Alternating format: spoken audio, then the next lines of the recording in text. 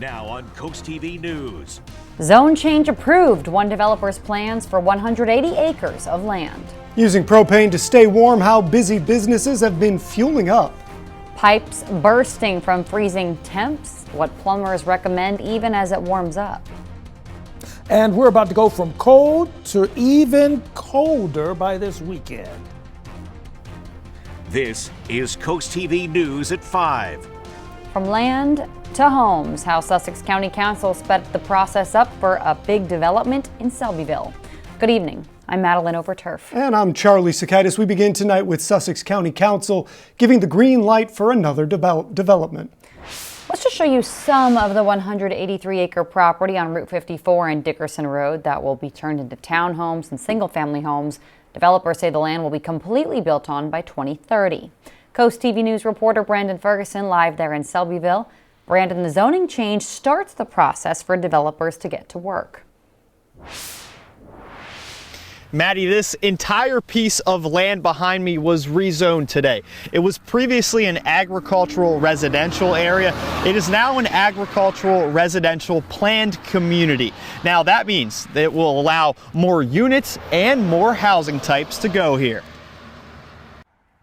191 multi-family townhomes and 161 single-family homes, all planned across this land in Selbyville. The Sussex County Council approved the zoning change in a 4-to-1 vote, with Jane Grunenbaum being the lone no vote, saying the roads in the area of this development are not built up enough for a neighborhood of this size. We spoke to one man off camera here in Selbyville that says with the amount of townhomes and single-family homes this development will have, it will drive prices down in the area. According to plans, the developer wants to keep 18 acres of this entire 183-acre piece of land as open space. Cora Santinio has lived in Selbyville for 14 years and says the building simply has to stop. There's too much building going on. Plus, they're not making the road wider out here, which makes a lot of backup for the people. For now, it's farmland, but as the years pass, you will see building, with developers eyeing a 2030 completion date for the Crosswinds neighborhood. As with every zoning change, the next step for developers are to get state agency approvals from agencies like DelDOT and DENREC before presenting the final site plan for this neighborhood to Sussex County Planning and Zoning. Live in Selbyville, Brandon Ferguson, Coast TV News. In October, the Sussex County Council held a public hearing on the Marlin Cove development. It was a request to rezone a section of land off New Road next to McGee Farms. Planning and Zoning recommended approval. County Council deferred action in October. Across the street, the Bay Knoll development is under construction. Facing the cold means more than just bundling up before going outside. Those with gas heating systems, they're using a lot more propane to get through the cold snap. Coast TV News reporter Kevin Zappe is live in Willards. Kevin, the tank behind you, it's been used by hundreds of owners. Charlie, we are live outside a mom and pop thrift teak store here, and right outside that store is a propane station that is currently being used constantly throughout this cold snap. Now, something that has been used constantly, and this is also the tip of the iceberg for just how much propane has been used. Michael Briggs is the Vice President of Propane Operations for Chagrin Home Comfort Products. According to Briggs, each one of these tanks holds 60,000 gallons of propane, and more than 300,000 gallons have been used over the past 2 weeks. One of their top customers may not be who or what you would expect. Chicken houses, because the floor in the chicken house when the chickens get there have to be 92 degrees. So you can imagine how high they have to put the heat up. Now, this tank behind me holds 800 gallons of propane, and according to the owners last week, a tank came to fill up this every single night to make sure customers had propane for the next day. I'm Kevin Zappe, live in Willards, Coast TV News. As extreme cold continues across the area, plumbers say they're getting 10-15 calls daily about frozen and burst pipes. Plumbers say freezing temperatures can cause water inside pipes to expand creating pressure that can lead to cracks or breaks. Just yesterday, managers from the villages of 5 Points say a pipe burst flooded the community center, causing damage inside the library. Now, according to experts, prevention is key, from keeping the heat on to the faucets dripping, but the #1 recommendation is insulation. The best thing to do is insulate your pipes. Have them in an insulated area. If it's in a crawl space, make sure that crawl space door is closed and sealed tightly. If it's in a garage, you may want to put some type of supplemental heat in that garage. A lot of our customers are using electric heat or propane. Plumbers also say that knowing where your main water shut off, that can help limit damage if a pipe does burst. And this brings us to our Coast TV poll. We want to know, what is your biggest concern with frozen pipes? I'm curious to see this one. Take a look at the results. 76% say water damage, 12% say not having water, 3% say business disruption, 0% right now are worried about mold, 9% worried about repair costs. And I think it's all of the above. I agree. All of the above there. If you want to go vote, it's easy to do. Go to coasttv.com or use our mobile app. We're taking a live look into Laurel right now. A beautiful shot out there. Snow covered everything. That means it's still cold. As we check in with our chief meteorologist, Paul Williams. Well, now here's the irony about the cold lead that you're talking about, Charlie. We're going to go from cold to colder to you have got to be kidding. You'll understand, because let me give you a pre-warning. We're talking wind chills near 20 below zero for here for Sunday. I'll let you know early so that you won't be too surprised as I go through the forecast. So here we go, 36 degrees right now in Milford, and we're going to drop down to 30 with partly cloudy, mostly cloudy skies by 9 o'clock. So we have our own fair share of cold, statistically speaking, right now, and we're going to drop to 20 to 21 degrees right now. I'm not even factoring in the winds, just pure temperatures alone, well into the 20s, not record setting, but definitely colder than usual. And precipitation and cloud cover, non-existent. And in this case, it works against us because it sets us up for, it to cool down a little bit quicker. But the clouds are going to roll in a little bit later on because we do have a chance of a passing snow flurry or two. We'll track that coming up in a moment, but then we're going to focus on that serious cold for this weekend. At Milford High School, the Delaware National Guard will be doing simulated training exercises. This is going to be at Briggs Stadium. The school district says the drill will be a mock response to a public safety hazard. District officials say those in the area, you might see blue trucks and trailers. Those are all part of the exercise. A partial government shutdown, which started Saturday, is almost over. The House passed 5 out of 6 necessary funding bills today, with 217 to 214, 21 Democrats voting yes, 21 Republicans voting no. NBC's Gary Grumbach shows us that while the government will reopen soon, there's another fight for funding on the horizon. On paper, it seems so easy to Republican House Speaker Mike Johnson. We're going to pass the rule today. It was never in doubt to me. But in Washington these days, nothing ever is. A deal to reopen the government went to the brink of collapse in the House when 2 Republicans initially voted no on a key procedural vote. Johnson could only afford one. The 2 Republicans voting no with all the Democrats were Thomas Massie of Kentucky and John Rose of Tennessee. After some tense moments and backroom negotiations, Rose went from no to yes, clearing the way for the final vote, which will bring the 4-day partial government shutdown to an end. The motion is adopted. Violent scenes from the Trump administration's surge of 3,000 federal immigration agents to Minnesota and the shooting deaths of 2 U.S. citizens there caused Democrats to demand changes at the Department of Homeland Security before approving its budget. We must rein in these rogue agencies. We need to protect our communities. Democrats demanding changes to ICE, like banning agents from wearing masks, putting an end to roving immigration raids, and equipping all agents with body cameras, which Homeland Security Secretary Kristi Noem says will soon happen. With the rest of the government now funded, today's vote briefly extends the deadline to fund DHS. We have 2 weeks now to negotiate in good faith on both sides. The White House and Senate Democrats are going to engage in that, but the House Republicans are as well. Despite promises of changes at Homeland Security, Democrats continue to call for Secretary Noem to be replaced. The person leading the agency, who has been at watch, under her watch, has seen these atrocities, including the killing, the shooting of 2 U.S. citizens. should step down or be impeached. President Trump says he will not fire Noem nor ask her to resign. With the federal government almost fully funded, the clock is running out for Democrats and Republicans to negotiate those changes on how ICE operates, along with the broader Homeland Security budget. So what are the chances of doing that in 2 weeks? When asked about that time frame, Senate Majority Leader John Thune said anybody who knows this place knows it's an impossibility. Gary Grumbach, NBC News, Washington. Growth is a big issue here on the coast, and we have growing pains because everyone wants to live here.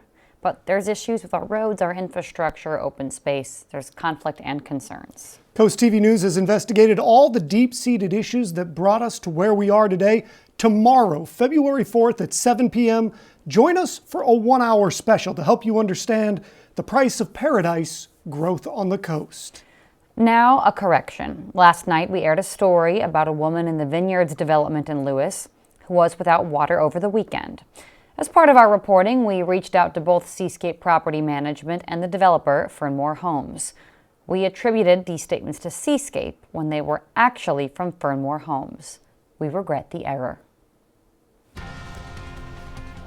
A new fire chief coming to the town of Ocean City, the ceremony marking a new chapter in Ocean City.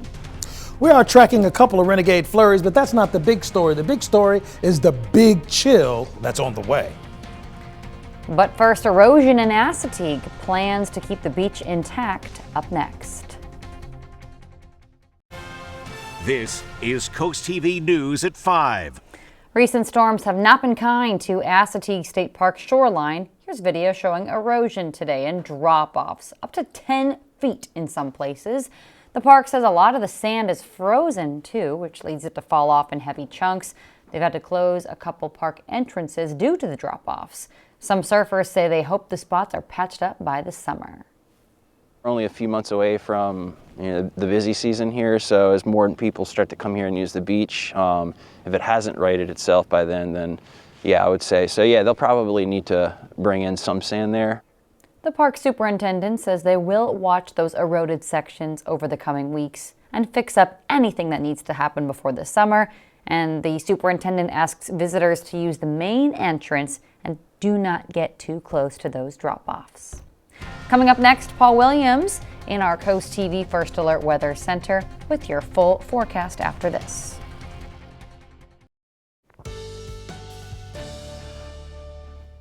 The ironic thing about the forecast is this. Right now, today, at this moment, it's plenty cold for any and everybody. And I get that, and I'm in total agreement with you. But wait till you get a load of Saturday and Sunday. Just wait. Oh, all right, so Ocean City, right now, are 36 degrees. Dew point temperature, 26. Winds, fortunately, out of the south at about 3 miles per hour. Wind chill's not an issue now, but it will be down the road, forecasting road. We're expecting 32 degrees by 9 o'clock under partly to mostly cloudy skies. Now, we are picking up a little renegade sprinkle down towards Lowell, Crossroads, and Pittsfield, but other than that, we're staying relatively clear as far as precipitation is concerned. At this particular juncture, we don't have any active watches or warnings as it pertains to the winds picking up momentum, but we are tracking a touch of precipitation that's just beginning to cross the bay, moving at a pretty steady rate of about 15 miles per hour to 20, and it's creating within an opportunity for at least a couple of passings light snow flurries. And that's the most that I'm expecting out of, particularly in the early morning hours. In fact, as you take a look at our high resolution models, we're going to see a couple of sprinkles try to move through the area. And a lot of this is just going to flare up right around Highway 9, Milton and all that. I'm not looking at any significant accumulation to occur. I mean, we could get a coating. We already have a coating all over the place, right? Because it's already been cold. Speaking of the cold, that's our big story. Think about this. We have been trending colder than usual. Now, the darker the blue, the further away it is from the norm for this time of the year. So you can see we started dipping on the 26th and we've stayed into deep blue territory since the end of the month going into the beginning of the new month, but we're still in the blue, so to speak. Now, as you take a look at our expectation, by 1:30, we're looking at a quick flurry towards Selbyville as well as Berlin and Fenwick Island, possibly hovering over Lewis, Rehoboth by 4:30 in the morning, but by the time the sun comes up, everything's gone. And by the afternoon, we're going to warm to like mid-30s, okay? Let's talk cold. So the average high is about 46. We're going to fall so far below that, we're going to look like we're going to be below the low for this time of the year for the actual high. As crazy as that may sound, here's how that plays out. The wind chill, the big story. The headline that I'm talking about, here we go. Thursday morning, we're going to feel like 6 degrees. Friday morning, we're going to feel like 2, 3, and 4 degrees. All right, here's the part where you look up on the screen and so I can show you what I was talking about. 12 below on Saturday afternoon. Sunday, voila. 18 below, the wind chill force in Ellendale, Milton, Milford, Selbyville, all those areas. So the freeze potential is going to be massive, particularly as we go to the latter portion of the work week. So we're going to be in that hard freeze zone. So we're going to go from 36 to 36 with the highs in Chincoteague and Assateague. But remember, it's after Friday where that cold really kicks in on all 3 locations. No matter what beach you're at, it's going to kick in a big, gigantic way. 33, 31, 34 for St. Louis. Finally, here's a look at your 7-day forecast. Oh yeah, that wind is going to be what we call back at home, that hawk is going to start howling on Saturday. The Ocean City Fire Department has sworn in a new fire chief. Josh Bunting was previously a volunteer firefighter. He also served as an Ocean City Fire Marshal. Coming up tonight on the Delmarva Sports Network, your game of the night live at 6:30, Smyrna at Dover for boys basketball. Then the final score at 10:30. Exclusively on DSN+, we got that game we just mentioned. At 5:30, Pocomoke takes on Mardella in boys basketball. At 5:30, CSD at North Caroline, also boys basketball. 6 o'clock, Seaford plays Lake Forest in boys basketball. Don't forget the Super Bowl. Hard to forget that. It airs right here on Coast TV Sunday, February 8th pregame. That's at 1, kickoff at 6:30.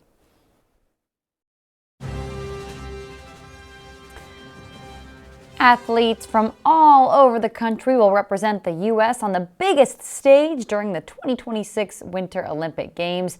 And for USA cross-country skier Gus Schumacher, he says the team's camaraderie is crucial for success. Really hard to communicate how special the win in Minneapolis was. Gus Schumacher coming to the finish line, and he will take his first World Cup win in Minneapolis. So many of my friends and family were there just to enjoy the culture of U.S. skiing, and to have one of the guys win, I think was really special for everyone, just showing that we're coming up, and the timing of doing that at home was perfect. I'm Gus Schumacher, I'm a cross-country skier, and I'm from Anchorage, Alaska. Growing up in Alaska was great. Just the access to the outdoors seems pretty unparalleled. Getting off the beaten path is really cool, and for me, the Nordic ski community is still one of the best in the world. Delivering a landmark moment! Jessie has been a great teammate. When I got on, she was excited to help mentor myself and her other young teammates, which I think was super helpful. I think something I've learned from her is just that you have to do it your own way. A lot of us have been racing together for 10, even 15 years. So we have all those shared experiences, the ups and downs, and bringing that forward with a lot of momentum into an Olympics is really exciting. As a nation, we have a bunch of guys who can get on the podium and hopefully can get medals together in team events, and that's really exciting. Love seeing a fellow Alaskan, Charlie and I do. Don't forget the Winter Olympics run February 6th to the 22nd, only here on Coast TV. And here's a live look at a place that has felt like Alaska, Lewis, Delaware. One more check on the forecast after this. Coming up new on Coast TV News at 6, look into the icy conditions across Lewis today. And they're not stopping anytime soon. It's going to get icier, if I could use that word. Well, right now we're at 34 degrees, which is a couple of degrees above freezing, which is cold enough. We'll fall a degree below that by 9 o'clock with partly cloudy skies. We are watching out for a chance of some snow overnight, but we're looking at maybe a third of an inch of snow to up to a quarter. That's why I'm not making it such a big deal, but putting on notice that, yeah, we're going to catch a few renegade flurries. We have that from what's pushing in our general direction. Wayne Bowden of Millsboro, you're our umbrella giveaway winner, courtesy of Paul Davis, Property Restoration Experts. Keep up with your forecast by calling our weather line, sponsored by the law offices of Brugstedt, Mandalis, and Federico. The number to call is 443-880-9100. Your forecast is just a call away, and we update that 24 hours a day, 7 days a week. Finally, here's a look at your 10-day forecast. Man, is it going to be cold Saturday and Sunday. The wind chill near 20 below. All right, Paul, thank you. And, well, not thanks for that, but thanks for the weather. And thank you for joining us here at 5. If you want more news, more local weather, download our Coast TV News app. Inside Edition is up next. And we'll see you later tonight for Coast TV News at 6.